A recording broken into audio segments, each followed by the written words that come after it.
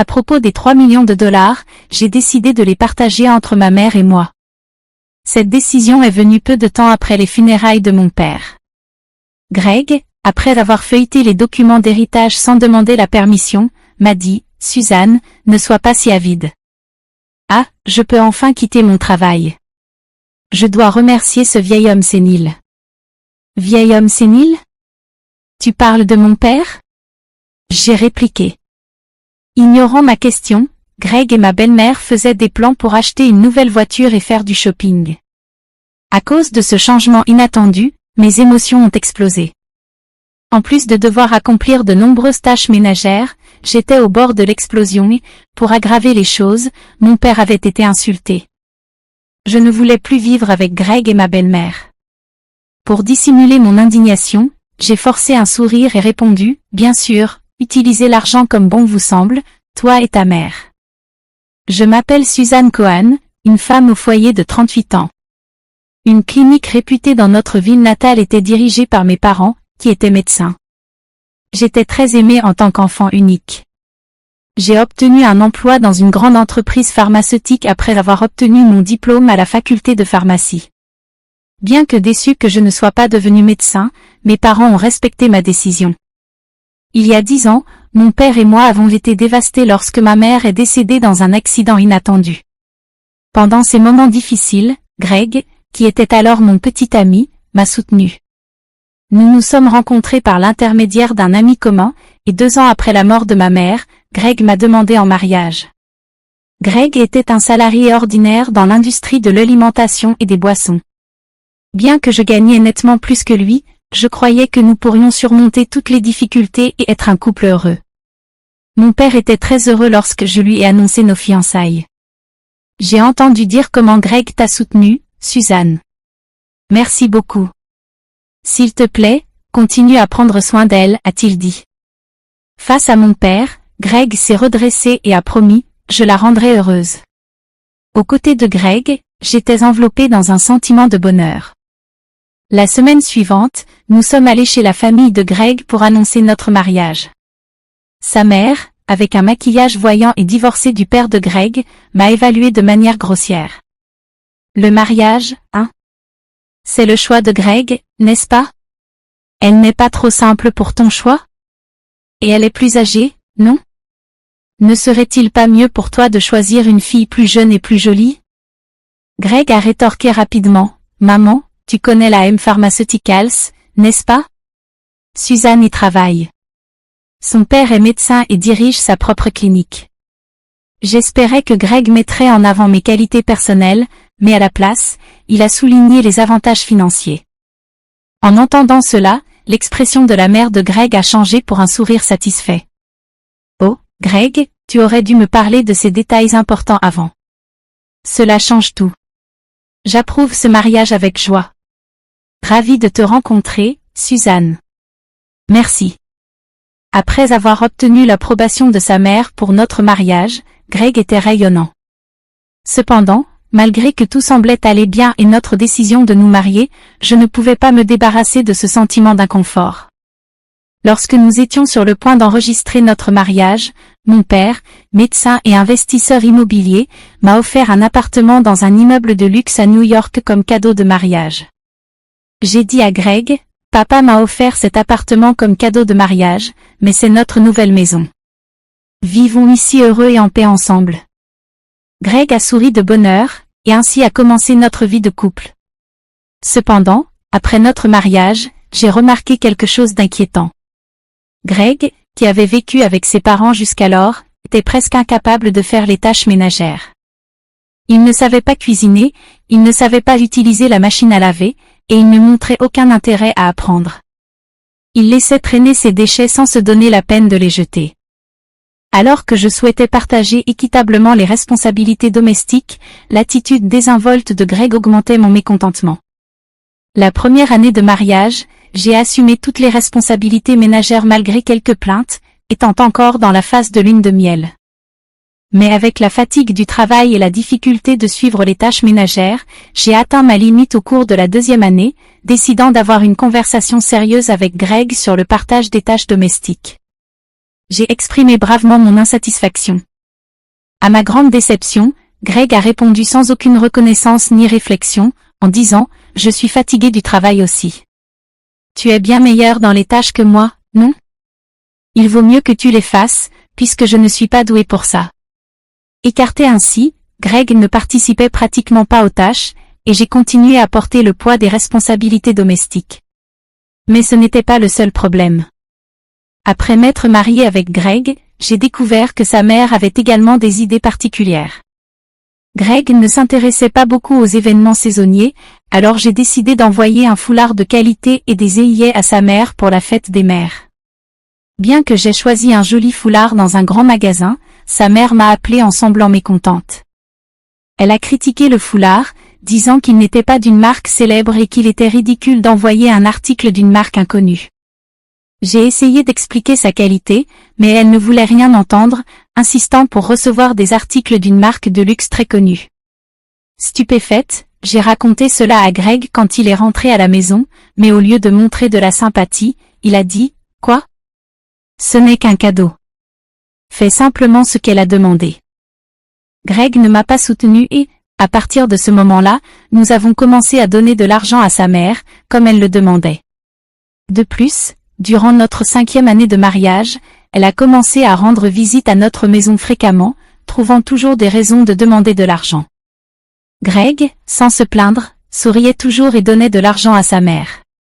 Bien que j'ai un emploi, les revenus de Greg étaient limités et modestes, ce qui rendait notre vie quotidienne à peine gérable. Désespéré, j'ai commencé à puiser dans nos économies pour réduire les dépenses. Malgré mes frustrations, je savais que Greg tenait beaucoup à sa mère, et elle était importante pour moi, m'ayant soutenu dans des moments difficiles. C'est la mère de quelqu'un qui compte pour moi, et avec cette pensée, je supportais.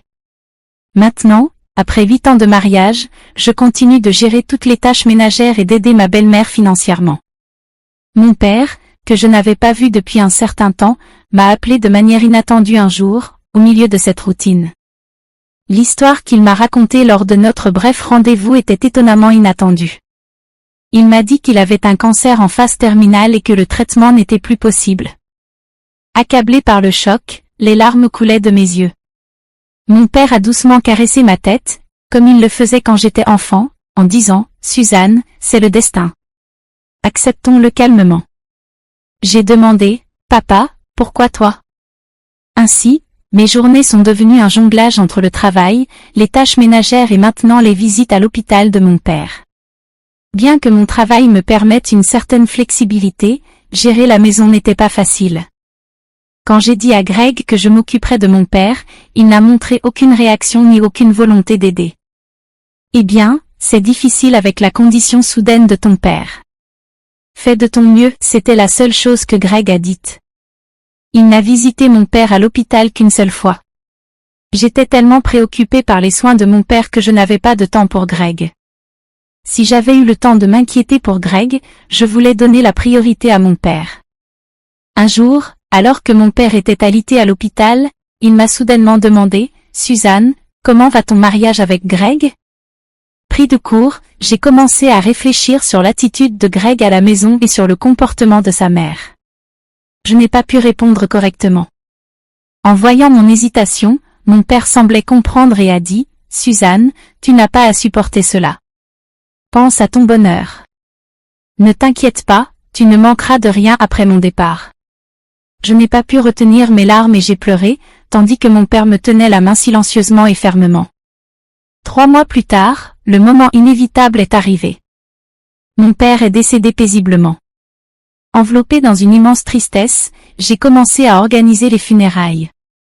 Greg, cependant, n'a montré aucun intérêt pour mon deuil et n'a aidé en rien pour les préparatifs.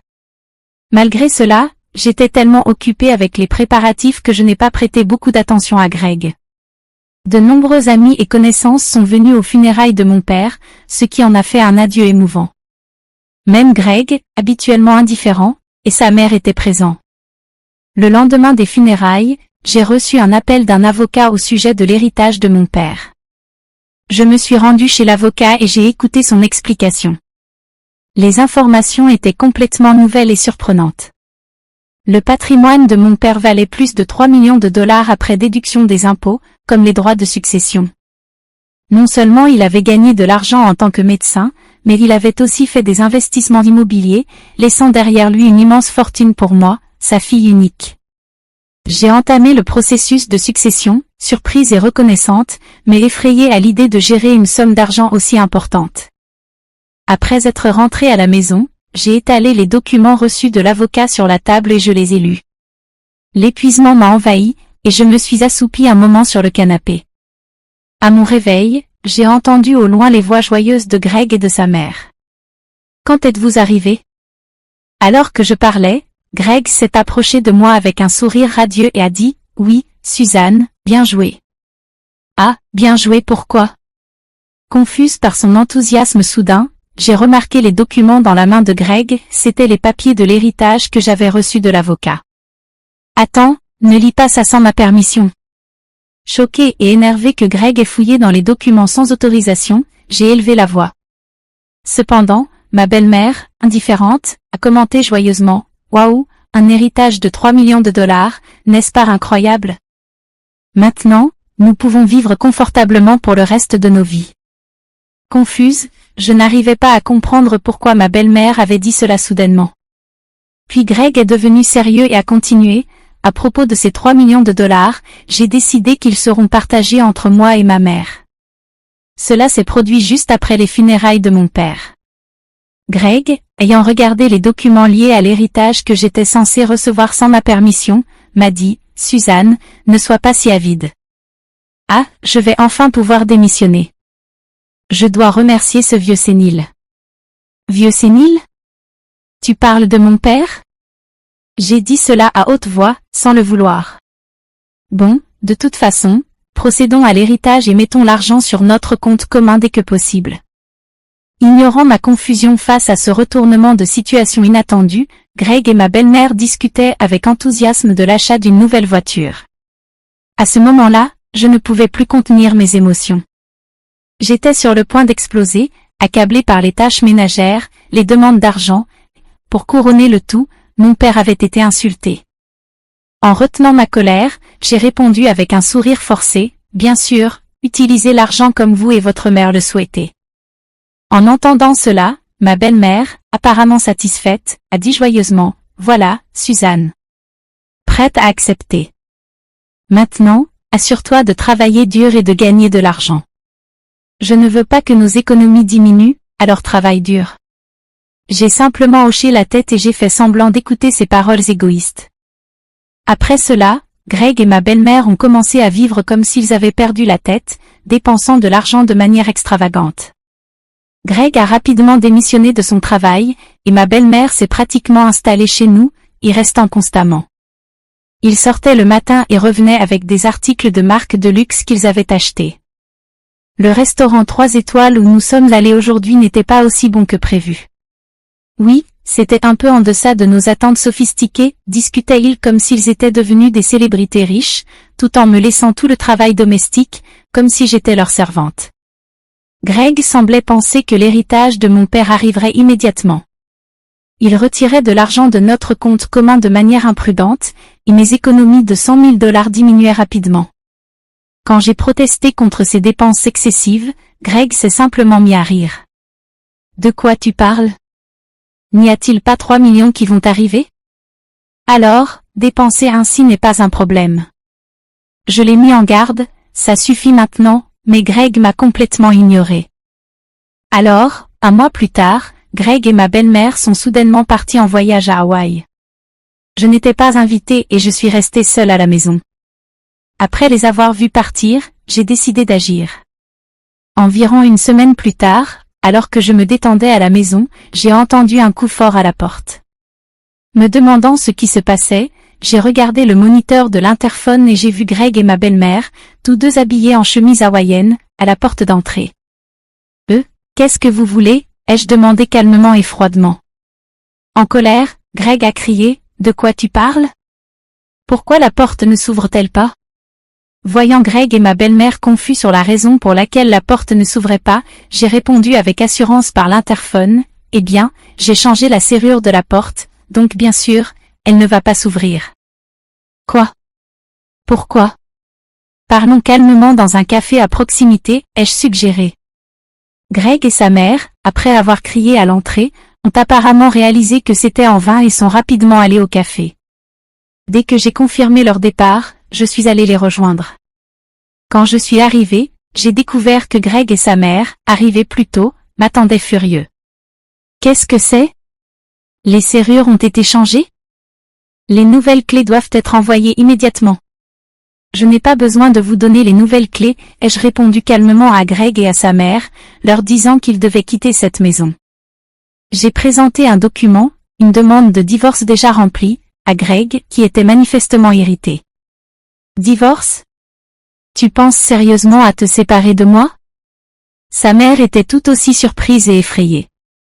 Suzanne, qu'est-ce qui t'a poussé à cela? J'ai parlé doucement à ceux qui étaient confus et paniqués. Au fait, vous dépensez de manière extravagante tous les jours. Êtes-vous sûr que vos finances vont bien? Quel argent? Bien sûr, tout va bien, Greg a rétorqué avec véhémence, crachant presque ses mots. L'héritage de ton père arrive, n'est-ce pas? Il doit encore y avoir plus de 50 000 $ sur notre compte commun. Regarde, je vais te montrer tout de suite. Sur ce, Greg a pris son smartphone et a ouvert l'application bancaire pour vérifier le compte. À ce moment-là, son expression a changé brusquement. Quoi? Qu'est-ce que c'est? Pourquoi l'argent a-t-il disparu? Il était là encore l'autre jour. En entendant les mots de Greg, sa mère a également regardé précipitamment son téléphone, l'air perplexe. J'ai révélé la vérité pendant qu'ils étaient en panique, sans comprendre la situation. Bien sûr que l'argent a disparu. Je suis en train de divorcer de toi, alors j'ai transféré ces 50 000 $ sur mon compte en tant que partie de la répartition des biens. Quoi? Qu'est-ce que tu veux dire? Le visage de Greg s'est transformé en colère pendant un moment, mais ensuite il a souri comme s'il se souvenait de quelque chose. Eh bien, je vais divorcer de toi alors. Transfère l'héritage que tu as reçu de ton père immédiatement. Après tout, les biens acquis pendant le mariage sont partagés également lors d'un divorce, n'est-ce pas? Eh bien, tu as peut-être mal compris quelque chose, ai-je répondu. Ne savais-tu pas que l'héritage que j'ai reçu, même si c'était pendant notre mariage, ne compte pas pour la répartition des biens? Il y a eu un moment de silence entre nous. Also an der Temps sich die Gesichtsausdruck von Greg und seiner Mutter drastisch. Vielleicht retten sie wirklich Jeglo, dass sie einen Teimenerbe bekommen würden. Nein, das kann nicht wahr sein. Das ist unmöglich, ihr Gesicht würde rover einer Mischung ausverlöhnen und wüt. Bitte, überprüfe selbst, sagte ich sarkastisch. Greg begann hektisch auf seinem Smartphone du suchen. Ihr steht, das gerbt vermegen, das eine Partner von einem Elternteil erhalt, als getrennt vermegen gilt und daher nicht aufgeteilt werden kann, was? Wirklich, euch sen Mütter schockiert auf den Bildschirm. Dann nähert sich Greg mir und flett verzweifelt, Suzanne, bitte lass dich nicht von mir schäden. Ich habe kein Ersparnis und keinen Job. Wie soll ich leben, wenn du dich von mir schäden lässt, angesichts von Greg Flians prachisch klar und entschlossen UM, wovon redest du? Übernimm Verantwortung für den Taten. Ich werde niemals vergessen, wie ihr mich beide behandelt habt. Ich lass mich von dir schäden. Ich gehe sur notoch vor Gericht, Schuster von meiner entschlossenen Haltung, die sie noch nie übergesehen retten, wischen Greg und sen Mütter angstlich zurück und wimmerten les. Onen wetter war verlies ich das Café. Spate schafften Greg und ich, die Schädungsformalitäten problemlos verledigen. Die 50 000 $, die ich von unserem gemeinsamen Konto transferiert, wurden als Teil der ehelichen Gütertrennung anerkannt. Schließlich gelang mir, Greg und sen Mütter aus meinem Haus übertreten. Greg, der das Geld aus der Gütertrennung verschwendet hat, fand sich Mittello wieder. Außerdem war mit den Rechnungen der Auslandsreise und anderen Ausgaben, die mit seiner Kreditkarte bezahlt hat, überfordert und versank schnell in Schulden. Greg und sen Mütter mussten noch mehr Schulden aufnehmen, dies à l'argent ulesten, und jetzt leben sie in einer intergekommenen Wohnung und arbeiten unermüdlich jeden Tag, ihr Schulden übergleichen.